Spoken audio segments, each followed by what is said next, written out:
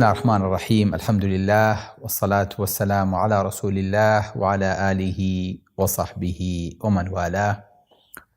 ئەمڕۆ ئەچینە ناو بەرنامەی خێرەوە لە دەرگا گەورەکەوە کە پێوترێ دەرگای بانک، واتە دەرگای بانخوازی، دەرگای بانکردن بۆ خوای گەورە.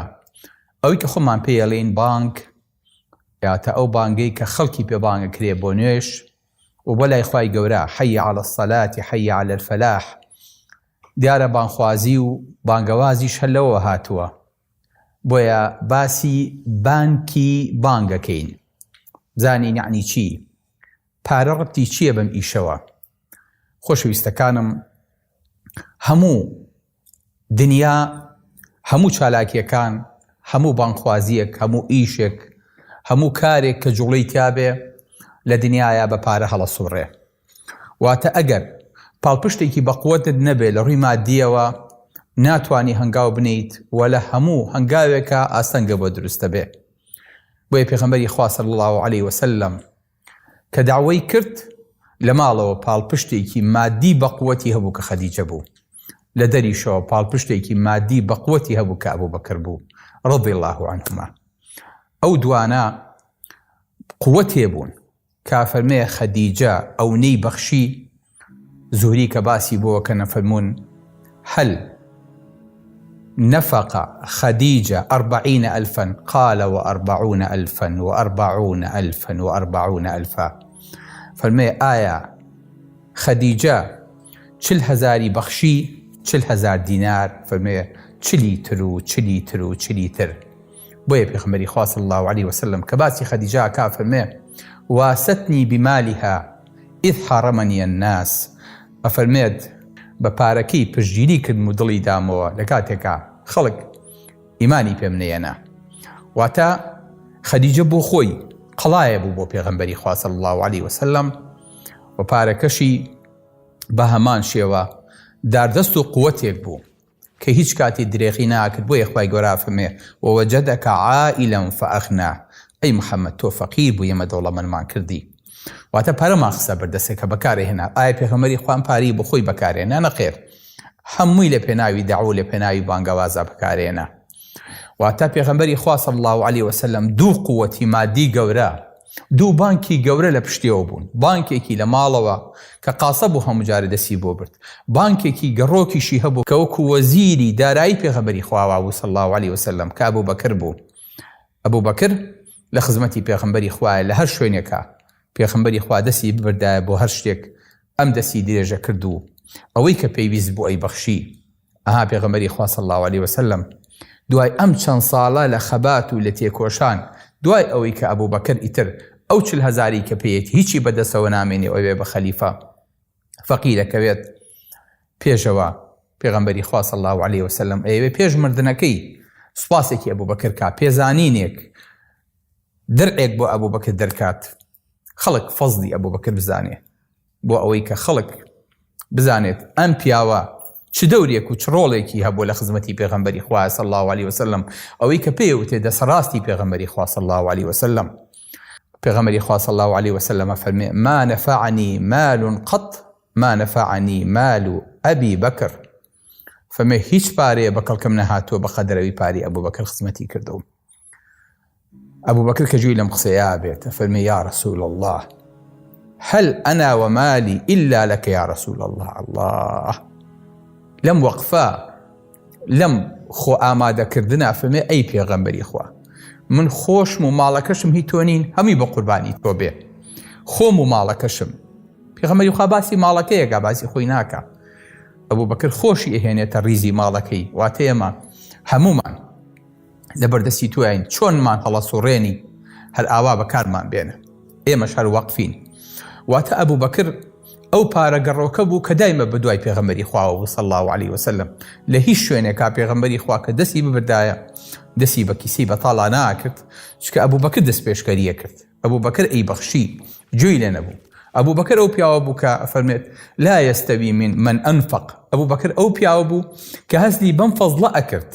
ئەها فەرمێ وەهل أنا ومالي إلا لك يا رسول الله. أي پیغمبری خوا خۆم و ماڵەکەشم واتە فەزلەکەی تۆیە ئەی پێغەمبەری خوا، فەزلەکەی پەروەردگارە کە داوێتی بەسەرمانەوە ئیمانمان هێناوە، نێژێڕایەوە بۆ خۆی من وام کرد و من ئاوا لە هەوڵەوە هێنام و من لە پێشمەرگە کۆنەکان و من لە خزمەت پێغەمبەری خوایە بووم و من یەکەم کەس بوو ئیمانم پێهێنا و نەخێر هێشتا لەگەڵەوەی خۆی بچووکە کاتەوە بۆ ئەوەی کە خەڵک بزانێت ئەم فەزلە هی خوایە کە پێی بەخشیوە. منت ناکا بە پارەکی، منت ناکا بەو خەبات و بۆ مێژوەی کە هەی بووە لە شۆڕشە لەوەی کە پێغەمبەری خوا صلی الله علیه وسلم کردوێتی. بەڵام پێغەمبەری خوش لە گەورەی و لە وەفای خۆی ئەمە بۆ ئەبوو بەکر لەبیر ناکە، چکە ئەم پیاوە گەورانە نابێ لەبیر کرێن، ئەبێ مێژوو بینوسێتەوە لە کاتێکا فەرمێد وسيجنبها الأتقى الذي يؤتي ماله يتزكى وما لأحد عنده من نعمة تجزى. هەموو جارێ باوکی پێ و کوڕم کە تۆ هەر خەڵک ڕزگارەکەی بۆ ئەچی بیلا ڕزگارەکەی، پیاوانێکی پاڵەوان ڕزگارکە کە دوایی بتوان دیفاعی لێکن. ئەمیشەی باوکە جان ئینی ئورید و ما ئورید، من تەنها ئەمە بۆ خوا ئەکەم. بەڵێ وما لأحد عنده من نعمة تجزى إلا ابتغاء وجه ربه الأعلى. واتە ئەبوو بەکر تورەکەی هەڵنەدووری بوو، بەڵکو تورەکەکانی هەموو کردبەوە، هەمووی خستبە بەردەمی پێغەمبەری خوا صلی الله علیه وسلم.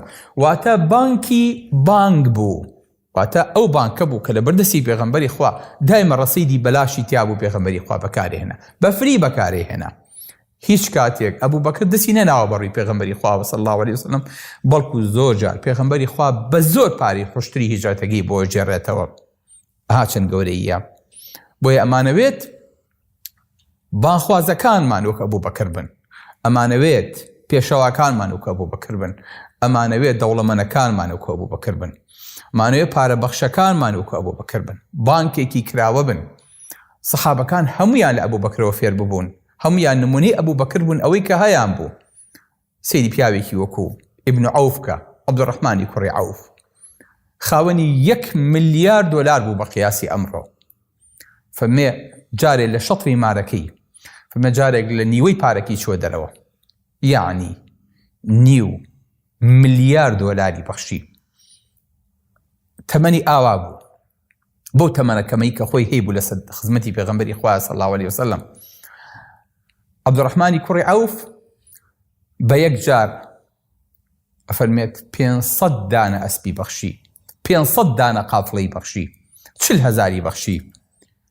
قدرێغی ناکرد لە بەخشینە. سبحان الله. فەرمێ ئەو نەپارەی کراوە بوو کە باسی عەبدوڕەحمانەکەن لە مەدینەیە، نمونەیەکی زۆر جوانی پێهێننەوە. فەرمون أهل المدينة جميعهم شركاء في مال ابن عوف.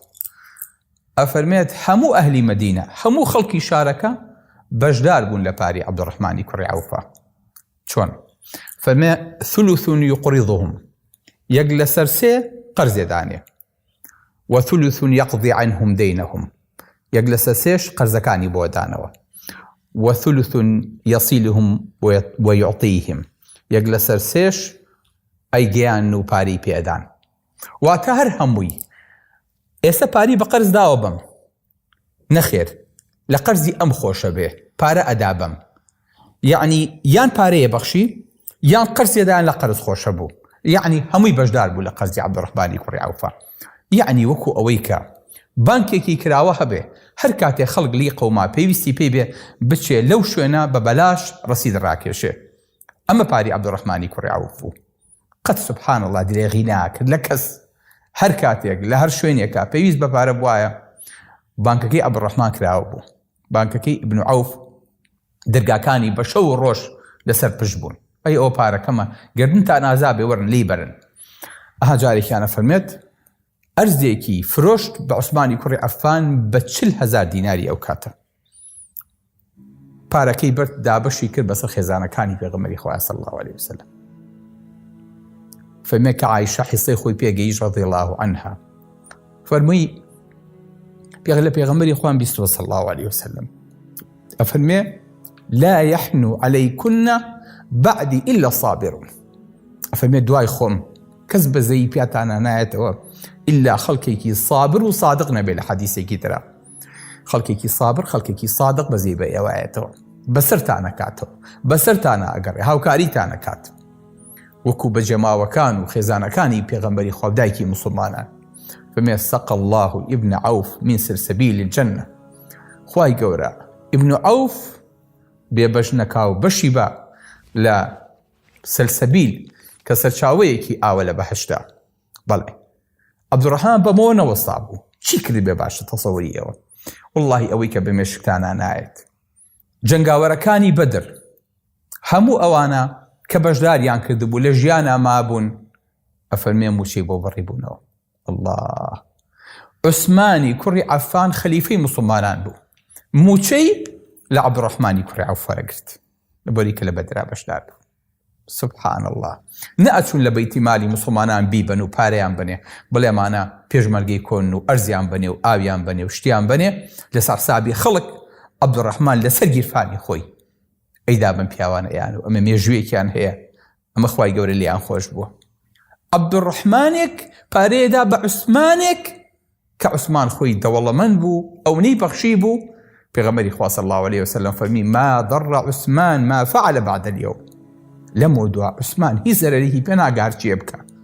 تەواو ئەوەی کە کردی لە ڕێخستنی جەیشە ئەو پارەی کە بەخشی بەسێتی. بۆیە خۆشەویستەکانم ئێمە پیاوانی ئاوامانەوێت لە دوای دەعوە بن، لە دوای بانگەوازەوە بن. هەر کاتێ دەعوە پێویستی پێی بوو هەستەکە پشتێکی قایمی هەیە و خەڵکێ بە دەورێوەن و خەڵکێ لە پشتێوەن دامێکن. هەر کاتێک پارە ئاوای لێ هات بەدەستی دەوڵەمەنەکانەوە، دەوڵەمەنەکانی سەخیترینی خەڵکی بانخواز بوون، ئەو کاتە هیچ کاتێک بانگەواز پەکی ناکەوێت. گەورەترین کاری ئەم دینەش بۆ بانخوازی هاتووە. حتا جیهاد و تێکۆشانیش بۆ خزمەتی بانخوازی هاتووە بۆ ئەوەی کە ئەم دینە حەقا بدرێ بەگوێی هەموو خەڵکە. ئەها سبحان الله. ئەو بانکەی کە من و تۆی بینین یەکەم سەکەی موسڵمانان کە لێدرا، یەکەم پارە، یەکەم دینار، یەکەم درهەم، یەکەم لیرە کە ئێستا لە پشتمانەوە هەیە. خۆمان حەزمان کرد پشتمان ئاوا بێ. ئەم لیرە و ئاڵتون و دینار و درهەمە کە یەکەم سکەی ئیسلامیە لێدراوە ئەمانە بوو. ویسان بیرتان خینەوە پێتان بڵین خەڵکانێک هەبوو بەهۆی ئەمەوەی ساکن لە بەهەشتایە. خەڵکانێکیش هەن بەهۆی گرتنەوەی ئەمەوەی ئێستا لە جەهەنەمایە و کەس نازانێ لیرەکەی بەرەو چۆڕۆی دینارەکەی بەرەو چۆ چوو. کات و خۆی موسڵمانان بەم بانکەشەوە بەم پارەی کە لێیاندا سبحان الله دەعوەیانە کرد. عەبدولمەلیکی کوڕی مەڕوان ئەفەرمێت کە سکەیان لێدا پارەیان دروست کرد ئەزانی چیان لێ نووسی؟ لێیان نووسی قل هو الله ئەحەد. ئەزانن لەناو دینارە چیان نووسی؟ نووسیان لا إله إلا الله وحده لا شريك له. لەناو دینارە واتە دینارەکەشیان کە ئەڕۆی بۆ وڵاتی غەرب تیجارەتیان پێوە ئەکرد خەڵکی بینی ئەمە چییە؟ لا إله إلا الله. ئەو لا إله إلا الله پێغەمبەری خوا صلی الله عليه وسلم 13 ساڵ داوای لەسەر دروست کرد و بانگەوازی بۆ کرد. ئەمانیان خستە سەر عملەکانیان بۆ ئەوەی کە بدرێ بە جۆی هەموو خەڵکێکە کە ئەم پارە ئیسلامیەتە بەردەسی. واتە بە دینارەکانیشان داوایان نەکرد. اینجا لە دەوری دینارەکە ئەیان نووسی چی؟ ئەوەی لە هەمووی خۆشتر بوو. ئەیان نووسی محەممەد رسول الله أرسله بالهدى ودين الحق ليظهره على الدين كله. محەممەد پێغەمبەری خوایە، خوای گەورە ناردوێتی بۆ ئەوەی کە ئەم دینە حەقە بگەێنێ وەزاڵی کا بەسەر هەموو دینەکانی ترا، بۆ ئەوەی کە ئەگەر ئەم پارەیە چووە ناو حدودی بێزەنتین و فارس و شوێنەکانی ترەوە بزانن ئەم دینە هاتووە کە هەموو دینەکانی تر بشوێرێتەوە. سبحان الله. ئەوان پارەیان نەئەشوردەوە، بە پارەکانیان دینەکانی تریانە شوردەوە و سفریانەکردنەوە. سەیری ئەم عەقڵیەتەکە کاتی خۆی ئەمانە بانکێکیان هەبوو دەعوەیان پێکرد. ئێمە بەداخەوە بانکێکمان هەیە لەسەری خۆین، لەسەر ێژین، خۆمانی لەسەر گەوراکەین و پێگەێنین. بۆیە چەند خۆشە ئەم پارانە ئەم عملانە دایمە لەبەر چاومان بێ، ئەم مێژوەمان لە بێن نەچێ بڵین ڕۆژگارێ بوو خەڵک ئەبەمە مامەڵەیە کرد بەڵامی ساکێنە کەس نایەوێت. ئەگەر ئەمە یەکەم عملەی ئیسلامیە ئەزانن لەم ماوەیە لە مەزادی عەلەنیە یەکێک لەم دینارە ئاتونیانە فرۆشرا 4 پۆینت شتێک غرام ئاتونی تیا بوو. فرۆشا بێ بەچەند بە عەقڵی جەنابتان تەسەوڕەکەم فرۆشایە بەچەند 4.7 7 ملیۆن دۆلار یەک لەمان. هەتا ئێستاکەنەش ئەمە قیمەتی خۆی لە دەستنایەوە، قیمەتیژە دەستنای ئینشەڵڵا تا ڕۆژی قیامەت. بەڵام گرنگەوەیە چێ بەمە بوو بە پیاو و چێش بەمە کردی بە پلیکانە و چوە بەهشتەوە. ئەمە گرنگە. چێ گرتیە و لە دەمی خۆی و لە دەمی مناڵ و لە دەمی ئومەت و لە دەمی بانگەواز و لە خۆی قایم کرد و لە تورەکەی هەڵپێچا و خەزنی کرد و جەمە عەمالن وەکوی کردەوە بۆ ئەمڕۆ بە خاوەنی هیچ نەبوو. بۆیە بەڕێزەکانم ئەم بانکانە نابێت تورەکەی بۆ هەڵدورێ، ئەبێت تورەکەی بۆ واڵا کرێ. ئەوە زەمەنێ بوو، دڵمان پێی خۆشە و دوعای خێر بۆ ئەو پیاوانە ئەکەین ئێستش ناویانە بین هەر لە خۆمانە و سوبحان الله ئایا بە دڵمانە ئەڵێنێ بە خاوەنی ئەو پیاوانە بووین بە درێژایی تاریخ. بەڵام مەزانن لە سەردەمی نوێیە لە فەزلی پەروەردگار پیاوانی ئاوامان هەیە، دەوڵەمەنی ئاوامان هەیە، وەڵڵاهی دەوڵەمەنی وامان هەیە، سەر و ماڵی لە پێناوی خوای گەورەیە حساب بۆ ناکات، هەموو شتێکە بەخشێ. وەڵڵاهی دەوڵەمەنی وا ناسم، خوای گەورە لی وەرگرێ، وەڵڵاهی لە چاو تروکانێکە ئەو نە ئەبەخشێت کە من و توێ بە درێژایی تەمەنمان لە دەستمان نابێتەوە کە بیبەخشین. خوای گەورە لیان قبوڵکە، خوای گەورە ڕزقی حەڵاڵیان باتێ. جارێکیان چوون بۆ مزگەوتەکەی شێخ سلێمان ڕاجحی لە سعودیە، مزگەوتێکی هەبوو چ مزگەوتێک سبحان الله واللهی ئەو کووری هەنگە ئەو هەموو مناڵە جوانە ئەهاتن دەرزیانە خوێن، سەدەها مناڵ دێها مامۆستا بە دەوری ئەم حەلەقانەیە ئەهات و ئەچوو دەرزیان پێوتن لە چی؟ لە قورئان، لە سونە، لە تەجوید، لە ئاداب، لە ئەخلاق، لە فقه. ئەم مناڵانە سبحان الله ئەموو خۆزگایەک لە کوردستانی خۆشمانە شتێکی ئاوا کرایەوە. بەڕاستی چاوم گەشت بۆ کە چوو جا هەل لە ناو مزگەوتەکەیە شوێنێک هەبوو بەس بۆ تەشیزی مردوو، حەچی بۆنی خۆشە لەو مردویانەدا، خاوەنی مردوو دانیشت هیچ تینێکی تێنە ئەکە و کۆمەڵێک پسپۆر لە شوێنێکی جوانی حەمامی 5 نەجمەیە ئەیان شت و بۆ بۆنێکی خۆش بە کفنێکی جوانەوە تەسلیمی کەس و کارەکەیانە کردەوە. هەتا وەکو تەواویشە بوون فێریانەکردن ئادابی مردوو، سەبرگرتن و ناشتن و جەنازەکردن و کفن و دفنی چۆنە بێ. بەڕاستی شتێکی جوان بوو. ئەم پیاوە ئەم سلێمان ڕاجحیە خوای گەورە لێی خۆش بێت ئەفەرمێ دوای ئەوەی کە بە کرێکاری و بە فەقیری و بە حارەسی و بە دەستگێڕی پێگەیشت کە دەوڵەمەند بوو، ئەنجا هەرێک لە مناڵەکانی بان کرد و حیسەی خۆی دانێ. خۆی کە 100 ملیالێرەکەی جیهان بوو لە کاتی خۆیان. فەرمێت وەقفێکی دروست کرد، پارەکەی خستە ئەو بانکەوە، ناوی نا بانکی ڕاجحی. 5.9 ملیار دۆلاری تێ کرد. الله، خزمەتی چی؟ خزمەتی کتێب، خزمەتی قوتابی عیلم، خزمەتی زانایان، خزمەتی بانخوازان، خزمەتی فەقیر، خزمەتی لێقەوماو، خزمەتی مزگەوت، خزمەتی مەدرسە، خزمەتی حوجرا. بەس لە خۆی جوان بوو، لە هەموو پارەکی هاتە دەرەوە، هەر هەموویدا بەچی؟ هەر هەموویدا بۆ بانک. بانکەکەشی خستە خزمەتی داوەوە. ئەم بانکەمانەوێت کە پێ وترێ بانکی بانک، بەس ئیشی بانک بێ بەلای خوا، بەس ئیشی بانگەواز بێ بەلای خوای گەورە. لە دەستمان دێ ئێمە ئەمە بکەین؟ بەڵێ ئەتوانین، بەڵێ. بانکێکمان هەبێ بەس کتێب چاپکە، بانکێکمان هەبێ قوتابی و مەدرسەی هەبێ، بانکێکمان هەبێ حوجرەی هەبێ، بانکێکمان هەبێ بانخوازەکان بێ منەتکا لە خەڵکی، بانکێکمان هەبێ ئیعلام بەڕێوە بەرێ، بانکێکمان هەبێ بیلۆ بکاتەوە فلیمی مناڵان، دۆبلاژی مناڵان، سەوتیاتی مناڵان، تەلەڤیزۆنی مناڵان، کەناڵی مناڵان، جۆرناڵی مناڵان. چۆن بتوانین ئەمانە بکەین؟ بانکێکمان هەبێ خەڵک فێری فکرکە، خەڵک فێری ئەقڵکە، مێشکی گەنجەکانمان لە ئەفکارە لادەرەکان بپارێزێ. بانکێکمانەوێت فەزایی بێ، بانکێکمانەوێت ئیعلامی دروستکە، بانکێکمانەوێت ئیلتیزامی خەڵک گەڕانەوەی کورد جارێکتر بۆ سونەتی پێغەمبەری خوا صلی الله علیه وسلم زینو کاتەوە. ئەتوانین ئەمە بکەین؟ بەڵێ توانین. بەڵێ خۆشەویستەکان، الحەمدولله دڵمان بۆ خۆشە کە لەم عەسرەیە لەم سەردەمەیە پیاوانێکی ئاوامان هەن و ئومێد دەکەین ئینشاءالله دوای ئەم وتارانە پیاوانێکی زیاتر و زیاترمان بۆ دروست بن کە دەستیان بە داوەوە بێ و ئێمەش دوعای خێریان بۆ ئەکەین کە خوای گەورە چەندێک ئەبەخشن بە چەند قات بۆیان قەرە بۆ کاتەوە و بیان داتەوە و هەردەم لە خێرا بن و لە خێرا بژین و بەردەوام خۆیان و ماڵ و مناڵیان لە سەد فرتەتی خێر بە قودومی خێرەوە لەدایک بن و عاقبەت خێر و ئاخیر خێریان کا. رابطەی ڕسمی ناو عوملەی دڵگیر واتە ئەو وێنەی کە نەخشەکرێ لەسەر دراو خێری زۆرترە لە رابطەی پیر. ئەویان خەیاڵە و ئەویان مادەیە، پیریش بۆ پارەی مفت ئامادەیە. دووڕێت لە پێشە لە گردی سەیوان، هەواری ئەمان هاواری ئامان.